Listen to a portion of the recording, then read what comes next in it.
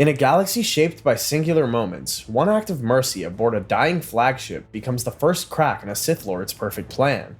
When Anakin Skywalker lowers his blade and refuses Palpatine's command, he believes he has proven himself a true Jedi, but mercy cannot save a corrupted system. It can only delay the inevitable tragedy.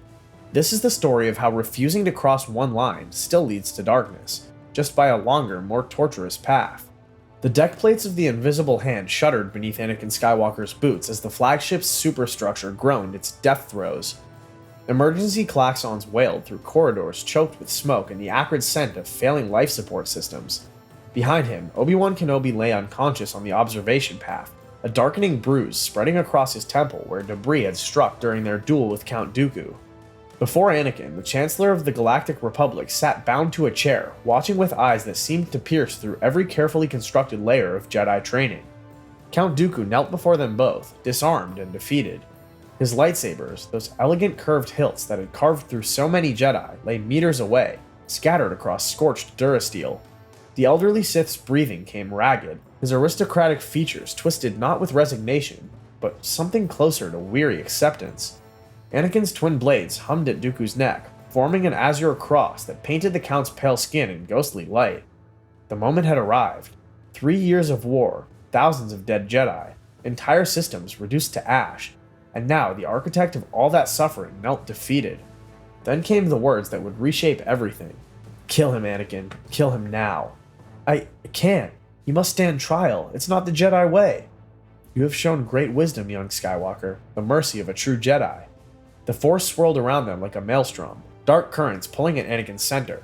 How easy it would be. One swift movement, justice for all those Dooku had slain. But Obi-Wan's voice echoed through his mind. Patient instruction from countless training sessions about the Jedi way. Something flickered across Palpatine's face. Fury, cold and absolute, like the void between stars. But it vanished beneath a mask of understanding so perfectly crafted that Anakin felt certain he'd imagined that flash of darkness. He extinguished his lightsabers, believing he had passed some crucial test. He had no way of knowing he had just forced the galaxy's most patient predator to completely recalculate 3 decades of meticulous planning. Coruscant's perpetual daylight blazed through the floor-to-ceiling windows of the Jedi Temple's detention level, casting long shadows across Count Dooku's holding cell. The former Jedi Master sat in meditation, his wrists bound in force suppression restraints that hummed with a low, persistent vibration designed to disrupt concentration. Outside his transparent steel barrier, a rotating watch of temple guards maintained silent vigil, their golden armor reflecting the afternoon sun in burning points of light. 3 levels above, in the council chamber, the debate raged with an intensity that threatened to crack the Order's carefully maintained unity. Master Windu paced before the curved windows overlooking the temple's ziggurat architecture, his frustration barely contained. The situation had spiraled beyond anyone's initial expectations. Upon their return from the Invisible Hand's wreckage, Dooku had invoked ancient separatist diplomatic protocols, demanding a public trial before the full Galactic Senate. The request carried legal weight. He was, technically, still the recognized leader of thousands of star systems. Republic law provided certain protections, even for enemies of the state. More troubling still, whispers of his capture had spread through Coruscant's lower levels, spawning protests that threatened to destabilize the fragile wartime peace. During his initial interrogation, Dooku had leaned forward against his restraints and spoken with quiet certainty. "I felt darkness, yes, but the Architect sits closer than you dare believe. The desperate lies of a cornered Sith will not sway this council. Then remain blind. When the trap closes, remember that I tried to open your eyes." The council voted to delay any trial indefinitely while they investigated. It was precisely what Palpatine had anticipated. In his Senate office, the Chancellor expressed public support for the Jedi's caution, while privately ensuring that every piece of potentially damaging evidence disappeared. Witnesses received generous relocation packages to the Outer Rim. Security footage experienced unfortunate corruptions. The bureaucratic machinery of the Republic ground forward with agonizing slowness, each procedural delay expertly orchestrated to appear legitimate. Meanwhile, anti-Jedi sentiment began its subtle growth throughout Coruscant's population. Before we move on, I'd like to ask you a small favor. If you're enjoying this content so far, please take a second to like this video and subscribe to the channel. Over 98% of you watch these videos without subscribing. Imagine what we could accomplish if everyone subscribed. We thank you all for your continued support. The Chancellor's office occupied a position of calculated majesty within the Senate building, its curved windows offering a panoramic view of Coruscant's endless urban sprawl. As twin suns descended toward the artificial horizon, crimson light flooded the chamber, painting everything in shades of blood and shadow. Anakin Skywalker stood before the massive desk, his posture somewhere between attention and unease, while Palpatine moved about the room with grandfatherly slowness. The conversation had begun innocuously enough. Congratulations on the successful rescue, concern for Obi-Wan's recovery, praise for Anakin's piloting during their desperate landing. But now, as the light deepened toward darkness, the Chancellor's tone had shifted into something more personal, more weighted with implications. Palpatine settled into his chair with a sigh that spoke of age and burden, steepling his fingers as he regarded the young Jedi Knight. The silence stretched between them, comfortable yet charged with unspoken meaning. Finally, Palpatine spoke, his voice carrying that peculiar quality of a father addressing a disappointing son. "You obeyed the Council's teachings aboard the ship, not your instincts, not your destiny. I did what was right, what a Jedi should do. And yet, how many will die because Dooku lives? Sometimes mercy to one becomes cruelty to thousands." The words settled into Anakin's mind like stones dropping into still water, creating ripples that would spread outward for weeks to come. He had expected praise, validation for choosing the harder path. Instead, he found doubt carefully disguised as wisdom. Palpatine did not press further, did not argue or accuse. He simply let the question hang in the air, knowing it would grow roots in the fertile soil of Anakin's conscience. The Chancellor stood and placed a paternal hand on Anakin's shoulder, a gesture of support that felt more like burden than comfort. That night, as Anakin lay beside Padme in their secret apartment, he found himself replaying the conversation, wondering if he had truly shown strength or merely hesitated when action was required. Weeks passed, and Count Dooku's trial remained perpetually scheduled, but never convened. The bureaucratic machinery of the Republic ground forward with agonizing slowness, each procedural delay expertly orchestrated to appear legitimate. Legal scholars debated jurisdiction. Senate committees formed subcommittees to investigate proper protocols. Evidence that should have been straightforward disappeared into administrative labyrinths. The Jedi Council found themselves trapped in a web of their own making, unable to execute Dooku without trial, unable to bring him to trial without exposing vulnerabilities they didn't fully understand. Master Windu's suspicions deepened with each passing day. Someone with considerable influence was actively sabotaging their efforts, yet every investigation led to dead ends or convenient scapegoats. Yoda meditated on the matter for hours, sensing the dark side tightening around them like a noose, but unable to identify the hand pulling the rope. The Council met in emergency session after emergency session, their discussions growing more heated, their unity fracturing under the weight of impossible choices. In his cell, Dooku waited for aristocratic patience. He had requested one final meeting with Obi-Wan Kenobi, citing their shared history on Geonosis. The conversation proved unsettling. "The Sith Lord you seek sits in the heart of your republic, closer than you dare believe. Give us a name, Count. Stop speaking in riddles if you truly wish to help. If I named him, you would call it madness. You must discover the truth yourself, or you'll never believe it." The conversation ended with nothing resolved. Obi-Wan reported back to the Council, troubled by something in Dooku's manner. Not the cunning of a cornered animal, but the weariness of someone who had already lost everything that mattered. Meanwhile, whispers spread through the Senate that the Jedi were holding Dooku indefinitely without due process, trampling the very laws they claimed to uphold. Palpatine, publicly supportive, privately ensured these whispers reached sympathetic ears throughout the political establishment. The Jedi Council chamber felt smaller somehow, its curved walls pressing inward with the weight of accumulated tension. Anakin Skywalker stood in its center, formally dressed in his dark Jedi robes, while the Masters delivered news that should have been the culmination of his ambitions. Chancellor Palpatine had requested Anakin's appointment to the Council, an unprecedented honor for one so young. The Council, despite their misgivings, had agreed. Political realities demanded it. But the honor came poisoned. Master Windu's voice carried none of the warmth such an occasion warranted as he delivered the Council's conditions. Anakin would join their ranks, but would not be granted the rank of Master. More significantly, he would be tasked with monitoring the Chancellor's activities, reporting back on any suspicious behavior or statements. The hypocrisy burned through Anakin's chest like a lightsaber wound. They wanted him to spy on the one man who had always believed in him, supported him, never judged him for his attachments or his struggles. The Council's logic was sound from their perspective. Palpatine trusted Anakin, confided in him in ways he did with no other Jedi. They needed eyes and ears close to the Chancellor, but to Anakin it felt like everything he had feared about the Order's true nature. "This is the Council's decision, and you will accept it." "You want me to spy on the Chancellor? On a friend?" Clouded this situation is. Trust the Force, you must. He thought of Dooku, alive because Anakin had followed their teachings. He thought of Palpatine's disappointment, carefully unspoken but deeply felt, and he thought of Padme, carrying their child, dependent on a system that increasingly seemed designed to fail those who needed it most. The Council saw his expression darken and misinterpreted it as acceptance rather than the first stirrings of profound resentment. They had just handed Palpatine his most powerful weapon, Anakin's sense of betrayal, now legitimized and deepened.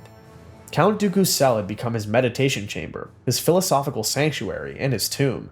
He had spent weeks in contemplation, reviewing the choices that had led him from respected Jedi Master to Sith apprentice to prisoner of the very Republic he had tried to dismantle.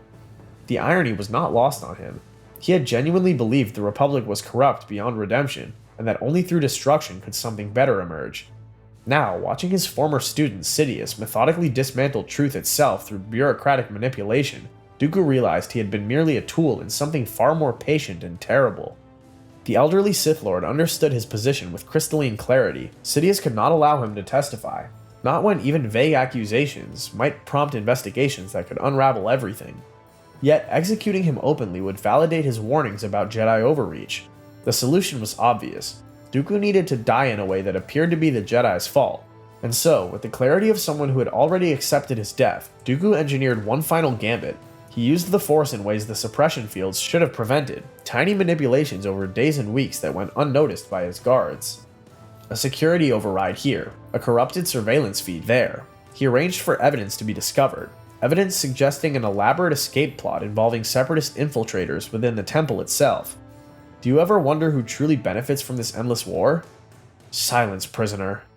I tried, young Skywalker. I truly tried.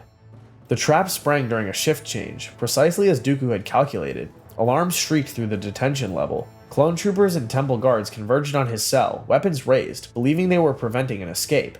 In the chaos, a single blaster bolt, fired by someone who might have been a traitor or might have simply been frightened, struck Dooku through the chest. He died without naming Sidious, his final expression one of profound resignation. The nightmares had always been vivid, but now they consumed Anakin with an intensity that left him gasping awake in the depths of Coruscant's artificial night. Padme's face, contorted in agony, her voice calling his name, the life draining from her eyes as he reached out, always too late, always helpless. The visions repeated with mechanical precision, night after night, each one slightly different but always ending the same way, with her death and his failure to prevent it. Medical droids assured him that pregnancy complications were manageable with modern technology. Statistics indicated excellent survival rates for both mother and child, but statistics meant nothing against the weight of premonition. Anakin had dreamed his mother's death on Tatooine, and that dream had proven horrifyingly accurate. He had ignored it, dismissed it as anxiety, and arrived hours too late to save her.